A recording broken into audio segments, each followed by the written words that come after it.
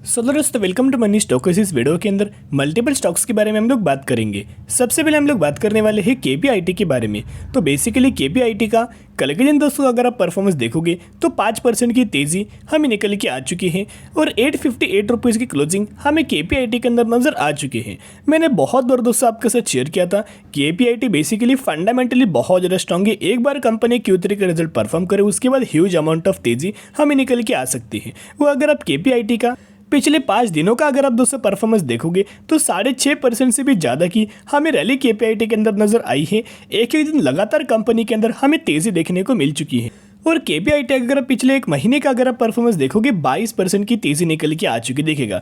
सबसे पहले दोस्तों अगर आप देखोगे कोई भी कंपनी देखोगे एक महीने के अंदर आपको कोई ज़्यादा हमें तेज़ी देखने को नहीं मिलती। इस कंपनी के अंदर हमें 22% की रैली एक ही महीने के अंदर निकल के आई है। 22% की तेज़ी निकल के आ चुकी है, यानी कि शेयर होल्डर्स को पिछले एक महीने में 22% का रिटर्न मिल चुका है। अगर आप कंपनी का मार्केट कैप भी देखोगे तो 23,000 करोड़ का है। जो भी कंपनी 24,000 करोड़ से ज़्यादा मार्केट कैप होता है वो कंपनी लार्ज कैप कैटेगरी से बिलोंग करती है, लेकिन KPIT currently mid cap category से बिलोंग करती है। और मिड कैप कैटेगरी कंपनीज के अंदर अगर आप परफॉर्मेंस देखोगे तो साल में आपको 25 से 30% का रिटर्न मिल जाता है, लेकिन केपीआईटी के अंदर पिछले एक महीने में ही आपको दोस्तों 22% का रिटर्न मिल चुका है। तो सबसे पहले हम बात करेंगे अपडेट्स के बारे में, यहाँ न्यूज़ के बारे में। तो बेसिकली केपीआईटी 858 रुपीज़ पर क्लोजिंग निकल के आ चुकी है। तो हमें रेलिगेयर ब्रोकरिंग की तरफ से टारगेट निकल के आई है। Buy KPIT technologies target price 860 rupees का टारगेट दिया गया है और 860 रुपीज़ का टारगेट केपीआईटी ने करंट बेसिस की पर हमें अचीव करते हुए देखने को मिल चुका है। जो टारगेट दिया था वो अचीव हो ही चुका है एक ही दिन के अंदर। तो जो 860 रुपीज़ का टारगेट जो रेलिगेयर ब्रोकिंग की तरफ से दिया गया था, ब्रोकर की तरफ से दिया गया था, वो अचीव हो चुका है। नंबर ऑफ ब्रोकर्स के टारगेट दिए थे। कई ब्रोकर्स ने हमें जो केपीआईटी के अंदर जो टारगेट निकल के आए हैं 980 रुपये की भी टारगेट दे चुके हैं, यानी कि केपीआईटी के अंदर और हमें रैली निकल के आ सकती है। अभी जो हमें केपीआईटी के अंदर जो तेज़ी है, जो रैली है, किस वजह से है, उसका क्या रीज़न है, तो रीजंस के बारे में हम लोग बात करेंगे, लेकिन पैरामीटर्स के बारे में भी दोस्तों हम लोग कवर अप करना चाहेंगे। इसके ही अंदर वो रीजंस निकल के आए हैं। अगर आप केपीआईटी का ऑपरेटिंग प्रॉफिट देखोगे 115 करोड़, 121 करोड़, 130 करोड़, 138 करोड़, 167 करोड़। तो ऑपरेटिंग प्रॉफिट्स अगर आप केपीआईटी का देखोगे लगातार इंक्रीज नज़र आ रहा है। अगर आप इनका नेट प्रॉफिट भी दोस्तों देखोगे तो नेट प्रॉफिट्स के अंदर भी हमें जंप है। पहले 70 करोड़ था, बाद में 84 करोड़ और करंटली अगर आप देखोगे 104 करोड़। यानी कि ईयर बेसिस भी कंपेयर करना, क्वार्टर बेसिस भी कंपेयर करना, ह्यूज अमाउंट ऑफ रैली हमें केपीआईटी के पैरामीटर्स के अंदर हो चुकी है। अर्निंग पर शेयर भी अगर आप देखोगे 2.55, 2.88, 3.12, 3.05, 3.67। तो अगर आप देखोगे पहले 2.55 था और करंटली 3.67 निकल के आ चुका है। एज वेल एस अगर आप दोस्तों केपीआईटी का रिजल्ट्स देखोगे तो रिजल्ट्स लगातार कंपनी ग्रोइंग मात्रा में है। 780 करोड़, 938 करोड़, 1040 करोड़, 1122 करोड़। तो रिजर्व्स के अंदर जंप है। और अगर आप इनके बोरिंग्स देखोगे 204 करोड़, 230 करोड़, 227 करोड़, 186 करोड़।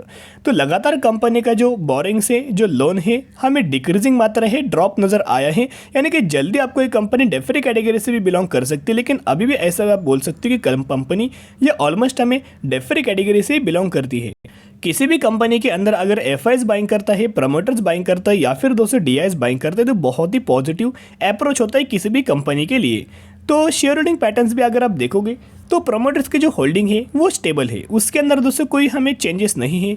अगर आप एफआईज की होल्डिंग देखोगे तो सितंबर महीने के अंदर 16.5% के आसपास होल्डिंग थी और दिसंबर महीने के अंदर देखोगे, क्वार्टर के अंदर देखोगे तो 20%, यानी कि 4% का स्टेक एफआईज ने बाइंग किया है। डीआईज ने स्लाइटली सेल किया है और ज़्यादा जो सेल किया है वो पब्लिक ने ही सेल किया देखेगा। सबसे पहले रीज़न रिटेल को क्या होता है, जब भी कंपनी के अंदर गिरावट होती है वो कंपनी के अंदर सेल करता है, लेकिन ऐसा दोस्तों गलत आपको नहीं करना चाहिए। आपको बाइंग करना है। जब भी सेलिंग होती है आपको लगातार किसी भी कंपनी के अंदर बाइंग करना चाहिए, लेकिन वो कंपनी फंडामेंटली कंपनी स्ट्रांग होना चाहिए और कंपनी का जो बिजनेस है फ्यूचर के लिए होना चाहिए। तो जिसकी वजह से कब दोस्तों अभी आपको बाइंग करना चाहिए, एक ही महीने के अंदर कोई भी कंपनी के अंदर 22% की अगर आपको रैली निकल के आए तो कभी ना कभी उस कंपनी के अंदर प्रॉफिट बुकिंग 100% होगी। अगर प्रॉफिट बुकिंग होगी तो कंपनी के अंदर गिरावट भी निकल के आएगी, हमें गिरावट देखने को मिल जाएगी। तो अगर दोस्तों ये कंपनी आपको 750 से लेके 750 से लेके 775 रुपीज़ के आसपास मिले तो उस वक्त कंपनी के अंदर बाइंग कर सकते हो। इस लेवल्स के आसपास कंपनी आ सकती है, लेवल्स टच कंपनी कर सकती है, क्योंकि कंपनी के अंदर दोस्तों तेज़ी है।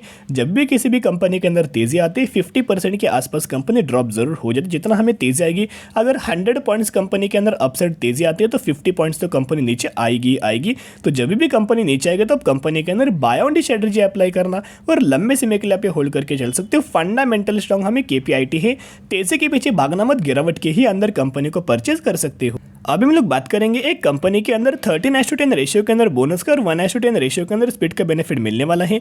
यानी कि अगर आपके पास इस कंपनी के 15 शेयर होंगे तो 15 के बदले 13 आपको बोनस शेयर दिया जाएगा। तो इसी रेशियो के अंदर आपको बोनस शेयर मिलेगा और 1:10 रेशियो के अंदर स्प्लिट का बेनिफिट मिलने वाला है। एक के बदले आपको 10 शेयर मिलेंगे।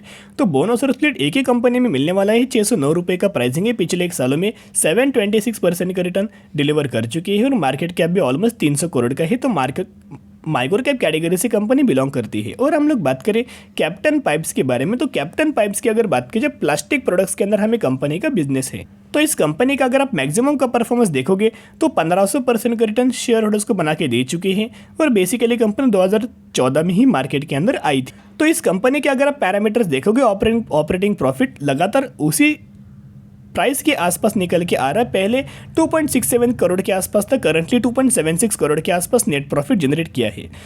अगर आप इनका नेट प्रॉफिट भी देखोगे 0.28 करोड़, 0.38 करोड़, 0.28 करोड़, 5 करोड़, यानी कि कंपनी का जो प्रॉफिट है उसके अंदर तो दोस्तों फॉल नजर नहीं है और ऊपर से जंप निकल के आई है। तो एक रिक्वेस्ट आपके साथ करना चाहूँगा, छोटी कंपनी जिसकी वजह से छोटी से अमाउंट निवेश करना, ह्यूज अमाउंट ऑफ निवेश मत करना। अगर आपको दोस्तों जो भी अमाउंट निवेश करेंगे, अगर आप ये जीरो भी हो जाएगा तो भी दोस्तों आपको प्रॉब्लम नहीं होना चाहिए। इस तरह के अमाउंट निवेश कर सकते हो। जो हमें अपडेट्स निकल के आए थे वही अपडेट्स मैंने आपके साथ कवर अप कर चुका हूँ। अभी हम लोग बात करेंगे IEX के बारे में, इंडियन एनर्जी एक्सचेंज के बारे में हम लोग बात करेंगे। इंडियन एनर्जी एक्सचेंज की अगर बात की जाए तो कंपनी अच्छा है, बिजनेस बहुत अच्छा है। सबसे पहले कंपनी मोनोपोली बिजनेस प्ले करती है, अभी कंपनी मोनोपोली बिजनेस प्ले नहीं करती। सिमिलर तरीके से जो बिजनेस है, एक और मार्केट के अंदर कंपनी आई है IEX जैसे दोस्तों बिजनेस करती है, एक्सचेंज के ही अंदर हमें उस कंपनी का बिजनेस है। तो IEX का पिछले एक महीने का परफॉर्मेंस देखोगे तो ऑलमोस्ट 5% की गिरावट हो चुकी है।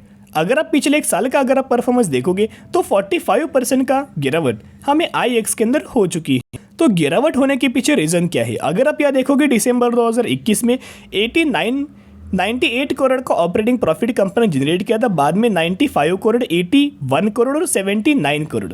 तो ऑपरेटिंग प्रॉफिट्स के अंदर पिछले 4 क्वार्टर से गिरावट हुई। इसी की वजह से IEX के अंदर गिरावट निकल के आ चुकी है। और दिसंबर क्वार्टर के अंदर देखोगे, इस क्वार्टर का अगर आप रिजल्ट देखोगे तो 83 करोड़ के आसपास कंपनी ने परफॉर्मेंस किया है। लेकिन एक रिक्वेस्ट आपके साथ करना चाहूँगा, एक क्वार्टर के अंदर दोस्तों अगर कंपनी अच्छा परफॉर्म करती तो कंपनी के अंदर निवेश मत करना। अगर कंपनी अगले क्वार्टर के अंदर अभी 83 करोड़ के आसपास ऑपरेटिंग प्रॉफिट जनरेट किया है, अगले क्वार्टर के अंदर अगर कंपनी 90 करोड़ के आसपास अपना ऑपरेटिंग प्रॉफिट जनरेट करेगी या फिर प्रॉफिट्स के अंदर जंप आएगी, ऑपरेटिंग प्रॉफिट्स हो या फिर आप ये इनका नेट प्रॉफिट पकड़ सकते हो। अगर नेट प्रॉफिट्स के अंदर भी जंप आएगी उसके बाद दोस्तों निवेश करने की कोशिश करना। सिर्फ एक क्वार्टर से कंपनी के अंदर ट्रस्ट मत करना। उसके पीछे का रीजन एक है कि अगर आप इस कंपनी का IEX का अगर आप या शेयर होल्डिंग पैटर्न देखोगे तो सबसे पहले प्रोमोटर्स इस कंपनी के अंदर नहीं है। FIs लगातार दोस्तों अपना स्टेक सेल कर रहे हैं। देखिएगा 31%, 27%, 15%, 15.49, पहले 15.79, अभी 15.49। लगातार इस कंपनी से FIs अपना स्टेक एग्जिट कर रहे, सेल कर रहे। अगर आप ये DIS देखोगे तो DIS के पास 22.39% की होल्डिंग थी, करंटली 21.73% की होल्डिंग है। इन्होंने भी अपना 1% का स्टेक सेल किया है।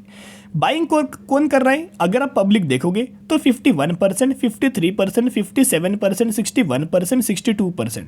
तो लगातार दोस्तों पब्लिक अपना स्टेक इंक्रीज करे तो ये बिल्कुल भी दोस्तों अच्छी बात नहीं होती। नेगेटिविटी बात होती है, नेगेटिविटी पॉइंट होता है। प्रमोटर्स नहीं, ठीक बात है, कोई प्रॉब्लम नहीं। लेकिन FI दोस्तों स्टेक अपना सेल करे और DIS भी अपना स्टेक सेल करे तो आने वाले समय में कुछ हमें बड़ा नेगेटिविटी कंपनी के अंदर हो सकता है। तो इस कंपनी के अंदर अगर आप फ्रेश एंट्री करना चाहते हो तो वेट एंड वॉच ही कर सकते हो। अभी हम लोग बात करेंगे FL के बारे में। तो FL की अगर बात की जाए तो मैक्सिमम के अंदर देखोगे 2019 से ही मार्केट के अंदर आई है। फंडामेंटल कंपनी स्ट्रांग है और 520% का रिटर्न शेयर होल्डर्स को बना के दे चुकी है। तो FL इंडिया का दोस्तों बिजनेस देख सकते हो। अगर आप मोबाइल यूज करते हो, अगर आप एंड्रॉइड TV यूज करते हो, ओके, तो आप कंपनी को डायरेक्ट और इनडायरेक्ट सपोर्ट करते हो, क्योंकि कंपनी का बिजनेस देखोगे engagements and transition through relevant mobile advertising, यानी कि एडवर्टाइजिंग रिगार्डिंग कंपनी दोस्तों काम करती है। और सिंगापुर बेस्ड ये कंपनी है, आईटी सेक्टर से बिलोंग करती है, इस तरीके से भी बोल सकते हो। जो भी आप वीडियोस देखते हो तो आपके पास ऐड आती है, तो ऐड कौन प्रोसेस करता है, यही कंपनी वो ऐड जनरेट करती है। और इसी की वजह से अगर आप एफएल इंडिया का ऑपरेटिंग प्रॉफिट देखोगे तो सबसे पहले 68 करोड़, बाद में स्लाइटली ड्रॉप हुआ था, फिर 68 करोड़, 71 करोड़, 80 करोड़। तो ऑपरेटिंग प्रॉफिट्स के अंदर पिछले 3 क्वार्टर से जंप आई है, यानी कि कंपनी अच्छी खासी हमें प्रॉफिट जनरेट कर रही है। तो अगर आप बाइंग करना चाहते हो, बाय ओनली स्ट्रेटेजी अप्लाई करना और लंबे समय के लिए होल्ड करना। आज के लिए इतना ही। अगर आपको वीडियो पसंद है जरूर वीडियो को लाइक शेयर और सब्सक्राइब कर सकते हो। फिर मिलेंगे।